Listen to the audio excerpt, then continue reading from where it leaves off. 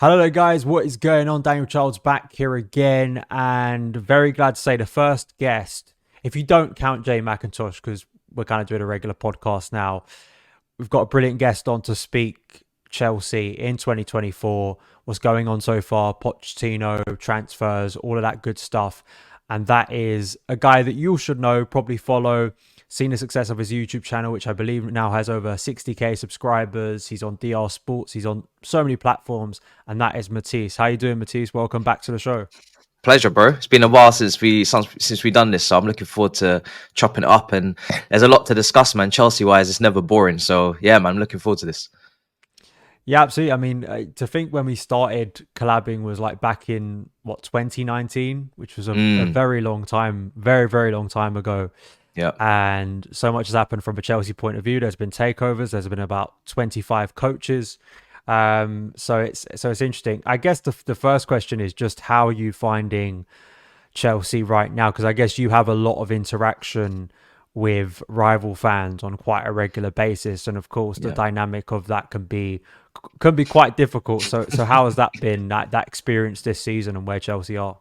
It's a constant fight because you know what we've spent, what we've kind of done to the market in that sense. Not just now, but potentially, obviously, when this all started in 2003. So it's always a stick to beat us with. And when we're not performing, people are extra aggy and extra onto us about it. So the performance, I mean, for the last 18 months, we've been in the middle of the table. I've never seen anything like it. We had that season, obviously, after Mourinho was sacked, where we did finish mid-table, but we responded by winning a title straight after we'd won a title the year before. So we were still able to say, listen, you know, it's about trophies at the end of the day. It's about the end goal. It's not about, you know, Champions League qualification and whatnot. But to be here for 18 months straight and know that not necessarily we're here for the long haul, but we are going to be a slow, hopefully, you know, incline in results and performances and qualifications for tournaments. It's going to be a long battle. So, yeah, it's just a shame not to be involved in these title races, because you know what it's like, what it feels like, you know, whether it's Batshuayi at West Brom, or it's Lampard at the Reebok, or it's, you know, Drogba on the final day against Wigan. You know what it's like to be, you know, at the end of that race, and to not be involved when it's just so tight at the top and it's so gripping. It's tough to take, but this is our time, I guess, to have to reset. So I'm just trying to make sure that I get through it and defend us too. I think my job for me has always been to defend us as much as I possibly can until it doesn't make sense. And then in front of the rivals, that's what I try to do. And then when we are just making mistakes, when we are just poor, then of course I have to be very honest and make sure that I also, you know, be critical and analyze us as I would any other team. But I try to defend us as much as possible. Yeah, I think I think that humility is probably overdue for some Chelsea fans as well. Like in terms of realizing that we have kind of been very blessed over the past 20 years to see things that a majority of fans would like to see. I mean, Arsenal fans would be begging for just a Europa League. We've seen us win 2 Champions League titles. So it's like, when you put it in that perspective, I'm like, yeah, sure, it's not as nice and it's been a little bit joyless at times, but you know, you still have those DVDs and memories that you can easily find to make yourself happy again. And I think football works in cycles, doesn't it? I mean, Yeah. I guess I don't know where best is to start, whether it's Pochettino or the ownership, because, you know, my kind of balance of blame, if you want to call it that, or critique, goes more to the ownership and more to the sporting directors than it does to Pochettino or any head coach, really. Where do you stand on that kind of balance of frustration that you've had this season so far? Yeah, I think the board is definitely leading in terms of responsibility for the situation, because they're the one constant throughout the 18 months they've been here, throughout the whole you know, entirety of it. I think I always give them a bit of a pass on the first window because of the circumstances going into it, with, you know, the Christiansens and the Rudigers leaving on a free, the poor transfer work done on the Havertzes, the Lukakus, the Werners that they had to replace. So I always give them a bit of a pass there. Obviously, they decided to kind of switch the entire club around from a staff and hierarchy standpoint, which was obviously a decision that they decided to take, which doesn't really surprise me when an ownership happens in any business. You know, that's always probably going to happen.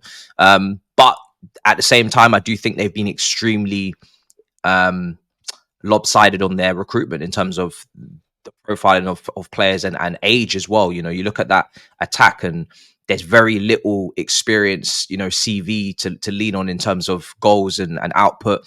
And there's a lack of leadership throughout the squad. And I think I always look at this squad and I think to myself, if you were to take these individuals out and you were to place them in their rightful homes, so to speak, at clubs that need them and it makes sense for them system wise, I think they'd all do very well. I don't think there's a problem with the talent.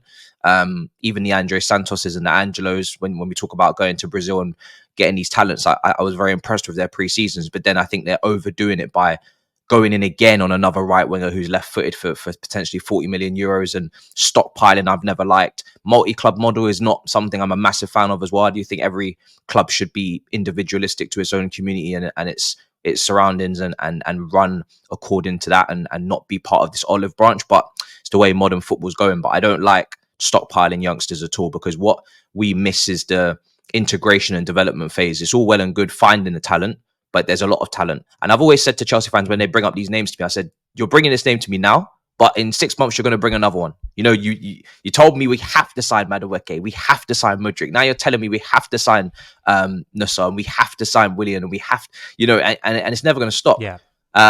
Because these positions, in particular wingers and attacking players, people they get massive dopamine off signing these young players. So for me, I think I see their intent. I don't see their intentions as all bad or anything, because I do think they've invested a lot in it. They have shown ambition with Enzo and Caicedo and Lavia and, you know, certain signings, but I do think they need to be guided, this sporting team, in what they do next, and try and develop and find a spine and do very little, like we've done in this January, mainly outgoings, it seems. Less is more, I think, now after all of this movement in the last few windows. Less is very much more. I do look at Poch because after that, before the players, because I think the players are the ones I have maybe the least expectations from, because a lot of them I didn't know before they came in, and I'm kind of just banking on the sporting directors doing their job and getting these moves right. I don't have massive expectations from Mudryk and Madueke and Jackson, and, you know, I can go on, because I didn't know who these guys were in detail before they arrived. But in terms of the manager, I think there's been a lot of sometimes misprofiling. Of course, the injuries don't help, and sometimes he's been forced into certain decisions. But I do think things like in-game management, he could be faster on the substitutions. I do think, you know, not using an Ian Maatsen at left back, even though you are searching for height in the team, but we're still defending poorly in open play and still conceding on set pieces and crosses. I still look at that situation and be like, you're not gaining anything. So in that aspect, can you potentially improve our attack and improve Mudryk's support line or whatever? And I also do feel like, in terms of the way that we play, it's still at times very clueless when we try to attack and when we try to go forward. We don't look like a team. We don't look like we have a plan. Is that down to them not being able to carry out the actions, or is it down to him not giving them enough detail? Who's to know? But, you know, it will fall on him in terms of responsibility regardless. So, yeah, I'd say it's board, sporting directors, and then manager and players at the bottom, because I can very rarely look at this group and say that they're not trying or they're not they don't want to, you know, perform. There's only a few instances where, you know, come on, fix up kind of situation. But most of it has just been down to a lack of quality and being penalized in both boxes and mistakes. Yeah, I think there's a lot there I agree with, to be honest. I think that in terms of that kind of lack of balance within the squad, in terms of age profile, is something that I think is a fair critique. I do find the kind of experience line, so when people talk about experience and maybe it's just, you know, online and people maybe not bringing depth to the argument, is like just buying a 28-year-old doesn't instantly mean great output, because as we saw last season, we had quite an older squad and they were awful. Like, it was worse last season. But I do look at the 1920 season for comparison under Lampard, where sure, you did have that crop of academy talent like Mount, like Tammy, Reece, Tomori, but then you also did have Olivier Giroud, you had Marcos Alonso, who'd put in a good performance, you had Cesar Azpilicueta, there was still Kante as well, you had experience Willian as well, along with that. It's like there was still players that at least could as well maybe guide those players, and in periods of that season for Frank, he very much lent on those older players when they were needed, along with developing. And I do sometimes look at Raheem Sterling and get his output. Like, it's hard to argue against his actual numbers. Like, his numbers have clearly improved this season, but there are things in his performances that just irritate me. I think I don't, when I see a lack of tracking back, when I see sort of a shrug of the shoulders when he loses out a 50-50 or whatever, and then just kind of, it doesn't help out his left back when we're having to defend. It's those things that I wonder who in this squad is guiding those young players and giving them a sense of wisdom. I can imagine Silva's doing it to some extent, but I think you need more than just two players. And that's kind of been my frustration. I mean, is that kind of, we've put ourselves in this situation now, especially with the way we're looking to spend money, that for them to buy one of those older players now is going to mean they're going to have to kind of break their model a little bit. Yeah. It's tough because the market is really tricky right now in certain key positions. So I do sympathize sometimes on the striker because I look at that market and think to myself, you've got to get that right if you're going to spend big.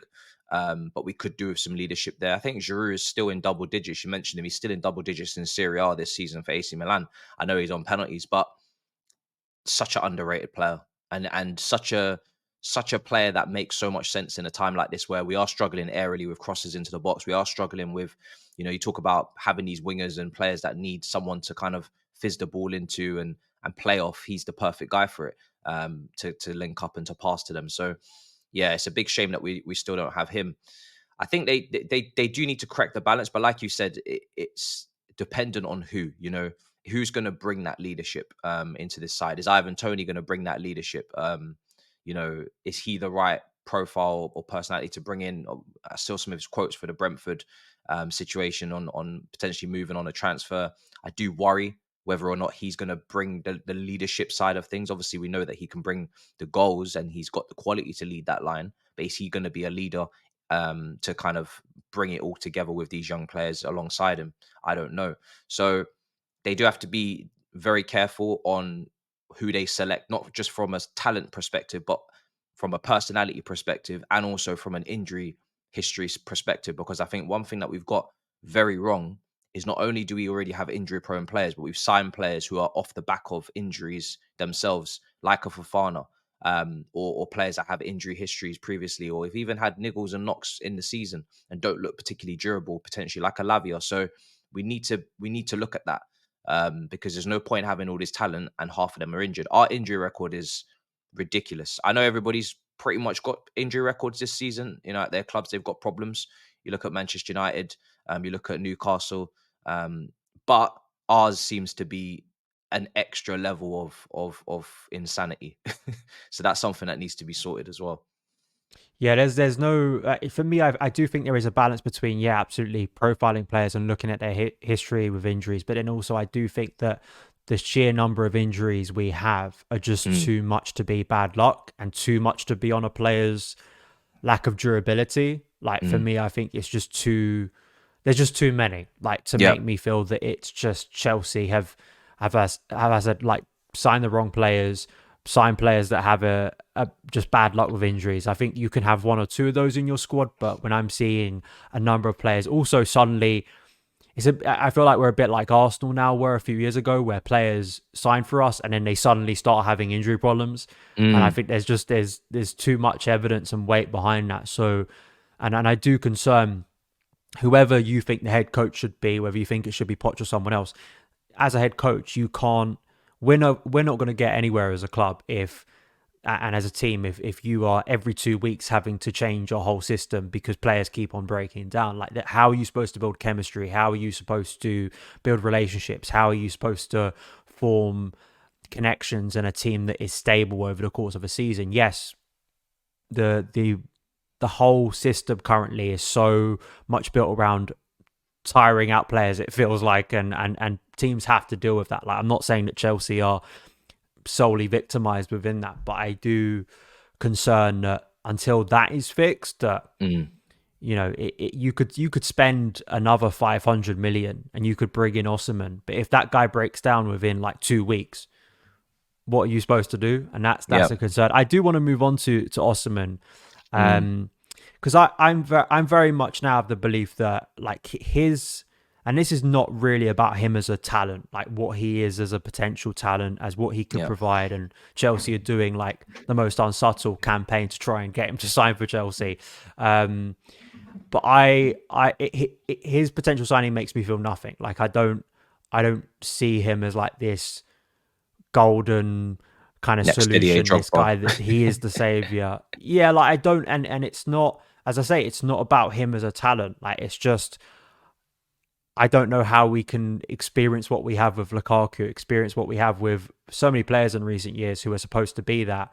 They come in, they don't make a radical improvement, and still think that there's this one guy. Because I mean, we can get into a wide discussion. I think there is also just like a reality that football has evolved. But what do you think? Yeah, I mean, I've been not red flagging it, but certainly at least yellow flagging it for the last couple of weeks, just purely because I feel like there's too much money to spend on one player that I don't think is complete. I take a look at his profile, and he's very dangerous in terms of his heading ability and his willingness to press and his willingness to get in behind defenses and use that pace and but then I look at his game and I think there's sides of his game that could be exposed, and there's sides of his game that I could potentially be worried about in the future. You know, his hold up and link up play, his inability to, and this was mentioned on a podcast, and this is kind of an interesting thought that Defoe brought up, which some strikers can shoot but can't finish. And I think, you know, what he means in that is just being extremely clinical. And I don't know if I look at Osimhen and I look at him and think that he's clinical. I think he's got a good shot on him, and I think he's very, very dangerous in the air. But I don't look at him as a finisher like a Harry Kane and think, yeah, this guy is guaranteed to slot these shots in. And I do want a striker that's an all-rounder, because I do question how much service we do give a striker when we take away a Jackson who does create chances, who does drop into the pockets and link up play and carry the ball past players. For all that he lacks from a finishing standpoint, he's the reason why we create so many chances a lot of the time. And then when you take that out and you put a player in that is really does need just the service, and we don't always come up against those high lines, especially as we get better as a team, we're gonna see less of that. Then it is really the heading ability that sticks out. But apart from that, I don't see him as someone that we should be spending 120 million on. Now the market is messed up, so you know, inflation is crazy, and you know, these prices are getting more and more uncomfortable as time goes on, because it feels like the quality of the footballers are decreasing, but the money that they're costing is increasing. And it's very difficult to legislate for that. Now people will say, what's your option? What's your target, you know, in terms of a comparison? I think as much as there's always inflation in the market, there's always still good deals to be done. There will always be good deals to be done. You look at Kudus at West Ham, how brilliantly he's doing. He didn't cost much. You look at Alvarez at Manchester City, you know, he would walk into everybody's starting 11s up front. Look how much he costs. So there is always great deals to be done. You just have to find them. And I think in this striker position, I don't think he's the guy that I would throw the money at and say this is going to be the talisman. I think a lot of people are quick to make somebody the next Didier Drogba, and it's almost become a curse, because I'm yet to see I'm yet to see the attributes that Drogba had. Apart from the aerial potential advantage that he brings, I don't think he's bringing the rest of the characteristics that Drogba had, and I'm talking about the Drogba that everybody appreciates at the end, not the Drogba that started. If we're buying the Drogba that started, then you don't need to spend that kind of money, and you may as well, you know, find a cheaper alternative and develop them, which is what we're doing with Jackson. So yeah, I think there's got to be other alternatives for me, for sure.